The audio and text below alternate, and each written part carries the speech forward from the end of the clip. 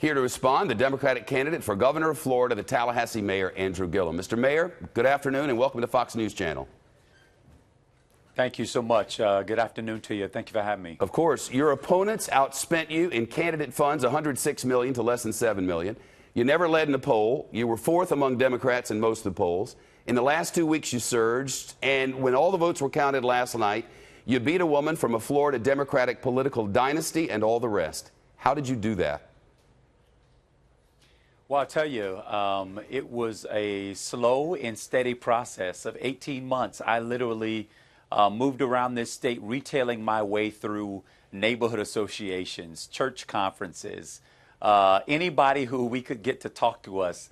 We talked to about the future of the state of Florida. I think it also helped, you know, that as I was the only non-millionaire running for governor in the Democratic primary, born to my mother who was a school bus driver and my dad who was a construction worker, that my everyday lived experience in this state really better reflected that of the everyday Floridian over anybody else running. And I think that that really played an important part in our messaging and how we came across and what we communicated around, I think, the kind of change that our state is looking for and what we deserve. You took a new path compared to Democrats in recent cycles in the state of Florida. Rather than running as a moderate, you ran from the left. You ran on legalizing marijuana for Floridians. You ran on more attention to the environment, abolishing ICE, and abolishing the Stand Your Ground law. Will you be moderating for the primary as Democrats are wont to do in that state, or are you going to stay left? Well, I tell you, I'm going to stay true. I'm going to stay consistent with my values, and I'm going to offer voters something to go out and vote for and not just against. I don't think it is a blue or red or a purple issue to say that you want clean air to breathe, clean water to drink, oceans that are not producing dead sea life because of blue-green algae that is suffocating the east and the west coast of the state of Florida. To say that we ought to pay teachers what they're worth, especially here in the state of Florida, where teachers' average salary is the 45th lowest out of 50 states. Well, since you mentioned money, that you want to dismantle the criminal justice system, since you mentioned money, Mr. Mayor, you also ran on universal health care, lots more money for schools and especially for teachers, raising the minimum wage to $15 for all Floridians. Specifically, Mr. Mayor, if elected governor, how are you going to pay for that? Yeah, well, what we have proposed is an increase in the corporate tax rate, which in the state of Florida is lower than our neighboring states of Alabama and Georgia. Right now, we're at 5.25%, and we've suggested going up to just over 7%, which puts us in line with many other states. And part of what it creates $1 billion in funding for our public education system. And part of it is that I just don't believe that corporations choose states to locate in when they are 40th out of 50th in the public education system. They don't choose states to locate when they've got blue-green algae of guacamole content flowing out of the east and the west side of the state.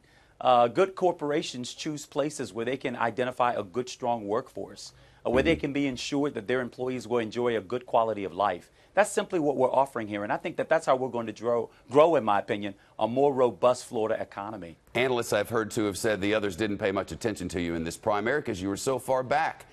The attacks are coming, and they will come fast and furious. You ready for that? Yeah, I mean, listen, I've been elected for 15 years. I don't mind taking a punch, and I can deliver one myself. But the truth is that what Florida voters are looking for is a candidate who's going to speak to their issues. They're sick of the gutter politics. They hate this atmosphere of division and derision. They really want a candidate who I believe is going to talk and speak directly to the things that impact them at their dinner table. That's what we did through this primary election. And that's what's going to allow us to win on November 6th in the general. One of the things they'll probably come for you with is there's a big scandal in Tallahassee, and everybody in Florida and South Georgia and everywhere else knows about it. Some FBI agents came into Tallahassee, went undercover. USA Today calls it the biggest investigation in years and says indictments are as sure as an August afternoon thunderstorm. You've said that you're not a target of this investigation, but you were at a wine and dine with some good friends who could very well face federal subpoenas. And I wonder how you'll explain that and if you can ensure the voters of Florida that you had nothing to do with it and no troubles coming your way.